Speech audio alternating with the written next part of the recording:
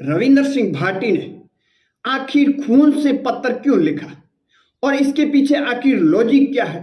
न तो मुख्यमंत्री को पत्र लिखा, न किसी और मंत्री को, सीधे देश के गृह मंत्री को पत्र लिखा। और ये पत्र भी उस वक्त लिखा जब देश के गृह मंत्री राजस्थान के दौरे पर। तो आखिर इसके मायने क्या है और इस पत्र को लिखने का लॉजिक आखिर क्या है। दरअसल आपको पता है कि बाड़मेर की गिरल के अंदर करीबन 50 दिन से अधिक हो चुके हैं और धरना मजदूरों का है वो चल रहा है।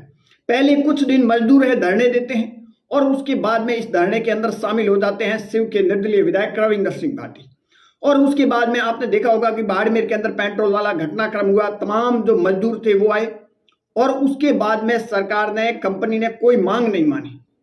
तो उसके बाद में बाड़मेर के घटनाक्रम के बाद में देश के गृह मंत्री को पत्र लिखा और पत्र भी उस वक्त लिखा जब जयपुर से साधु संत है वो गिरल पहुंचे धरने के अंदर। और बात की जाए तो गृह मंत्री खुद राजस्थान के दौरे पर, और उस वक्त ये पत्र लिखा गया। अब इस पत्र लिखने के आखिर लॉजिक क्या है और ये पत्र क्यों लिखा गया। और पत्र तो आप पेन से लिख देते, आखिर खून से ही पत्र क्यों लिखा गया। दरअसल आपको पता है कि देश के गृह मंत्री अमित शाह बीकानेर दौरे पर है, राजस्थान के दौरे पर।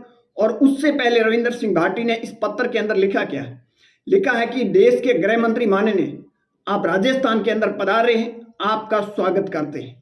परंतु पश्चिमी राजस्थान के बाड़मेर जिले के अंदर मजदूर कई दिनों से अपनी वाजिबे मांगे मान के लिए धरने पर बैठे, परंतु कंपनी सुनने का नाम नहीं ले रहा और आप इन मजदूरों की पीड़ा है वो सुनी जाए। और ये पत्र लिखने के बाद में ऐसी भी खबरें निकलकर सामने आई थी कि पीएम कार्यालय से एक टीम आई थी, हालांकि उस पर कोई समझौता नहीं। अब समझौता क्या, आखिर पेश कहां आड़ा।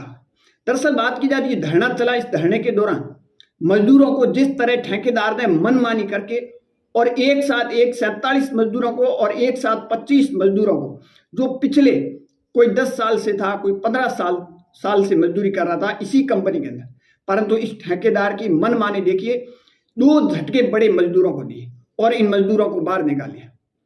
और उसके बाद में इन मजदूरों ने धरना दिया और धरने के बाद में कहा यह जा रहा है कि लगभग सहमति सारी की सारी बन गई, परंतु पेश एक फंसा है, मजदूर अब धरने के दौरान मजदूरी मांग रहे। तो उनका वाजिब हक है, वो मजदूरी मांगेंगे, क्यों नहीं मांगेंगे। वो 10 साल से 15 साल से इसी कंपनी के अंदर काम कर रहे थे, परंतु नए ठेकेदार की मनमानी और पिस्तूल का रौब दिखाना, ये शायद मजदूर है बर्दाश्त नहीं करते हुए नजर आ रहे। और उसके बाद में गृह मंत्री को पत्र लिखा। हालांकि गृह मंत्री को पत्र लिखने से पहले मुख्यमंत्री को पत्र नहीं लिखा। कई लोग आपने देखा होगा कि सीधे प्रधानमंत्री को पत्र लिखते हैं, परंतु भाटी ने ऐसा नहीं किया। इसके पीछे एक लॉजिक है, राजनीतिक अगर बात की जाए इसके पीछे भी कहीं न कहीं एक राजनीतिक है।